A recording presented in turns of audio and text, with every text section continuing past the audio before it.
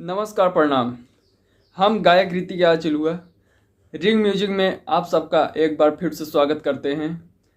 और आज हम आप सबके बीच में लेके आए हैं मस्ती सोहर गीत। आप सब गाने को सुनिए और लाइक शेयर सब्सक्राइब करके बेल आइकन जरूर दबाइएगा, ताकि आपका भाई बढ़िया बढ़िया सॉन्ग आप सबके बीच में लाता रहे और आप सब गाने का मज़ा लेते रहें। तो चलिए आज सुनते हैं मस्ती सोहर गीत। ऊंचे ऊंचे महलिया हो लालन उठे, ऊंचे ऊंचे महलिया हो लालन उठे। सुबह उठे ले हंसे हंसावे, सबके हो मनवा के बहुते खिलावे। सुबह उठे ले हंसे हंसावे, सबके हो मनवा के बहुते खिलावे।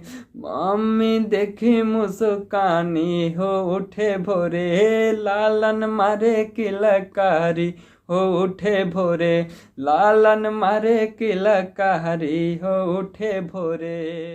पापा के लागे हो चाचा के लागे, दादिया कहबो चाची के लागे।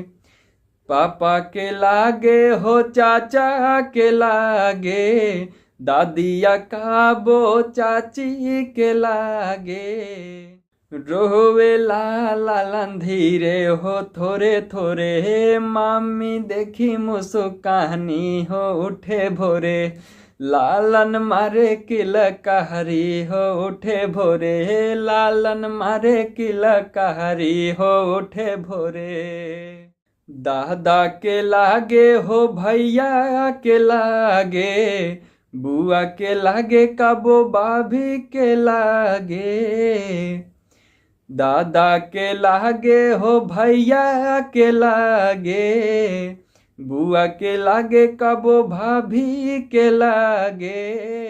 आंसू बहावे हो लालन जोरे जोरे, मम्मी देखे मुस्कानी हो उठे भोरे, लालन मारे किलकारी हो उठे भोरे। मम्मी देखे मुस्कानी हो भोरे भोरे, लालन मारे किलकारी हो उठे भोरे। मम्मी देखे मुस्कानी हो भोरे भोरे, लालन मारे किलकारी हो भोरे भोरे। मम्मी देखे मुस्कानी हो भोरे भोरे।